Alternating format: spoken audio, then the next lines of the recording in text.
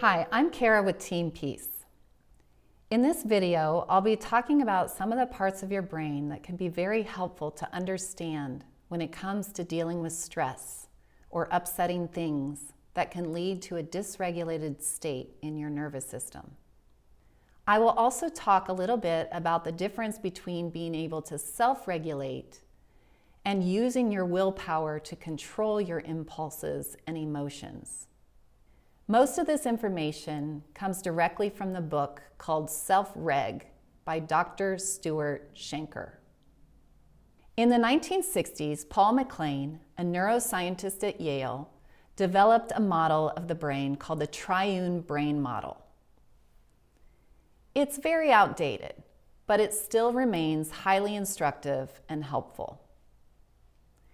According to this triune model, we actually have 3 distinct brains, each of which evolved at a different time in our evolutionary past and which are layered on top of one another.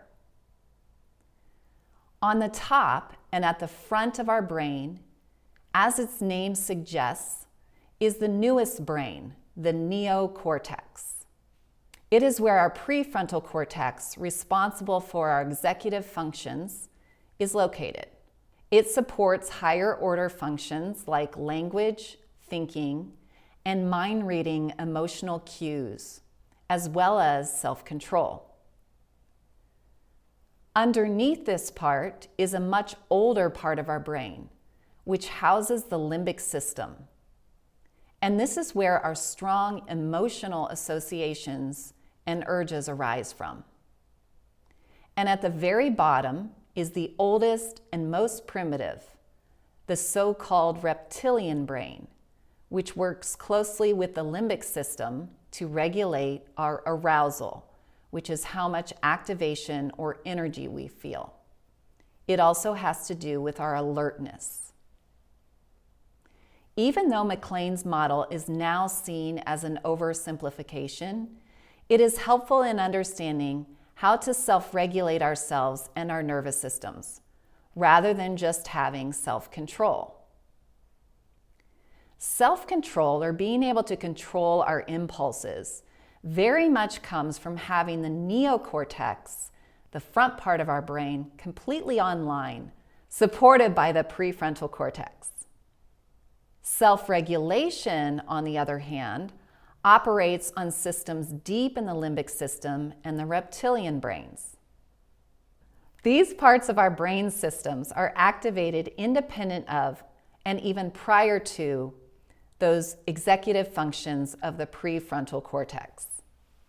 When we are under stress, those prefrontal systems can be seriously constrained and just not available. One of the big modern breakthroughs in the science of self-regulation was the discovery of the operations of the limbic system, or what is sometimes called the emotional brain. The limbic system's main structures are the amygdala, the hippocampus, the hypothalamus, and the striatum. As I said earlier, this middle brain, the limbic system, is the source of our strong emotions and urges. In particular, the amygdala and another part in the striatum that is called the nucleus accumbens. These parts of the brain play a critical role in the formation of memories and the emotional associations that get attached to those memories, positive as well as negative. Things like love, desire, fear, shame, anger, and trauma all share a neurological home base here. As I said before, the prefrontal cortex, located in that front top part of the brain, is designed to play a huge part in executive functioning, which includes being logical and rational, having self-control, being able to weigh the value of an immediate reward against a long-term gain or cost, as well as many others that you can see on this slide. But when someone's stress load is excessive, or they have experienced a childhood with adversity and lots of challenges, the role of the prefrontal cortex is significantly reduced. Especially important here is the hypothalamus, which is viewed as the brain's master control system because of the critical role it plays in the regulation of an extraordinary number of systems, including the immune system, body temperature, hunger, thirst, fatigue, circadian rhythm, heart rate and breathing, digestion, metabolism, cellular repair, and even important aspects of hearing, speaking, and mind reading other people's social and emotional cues.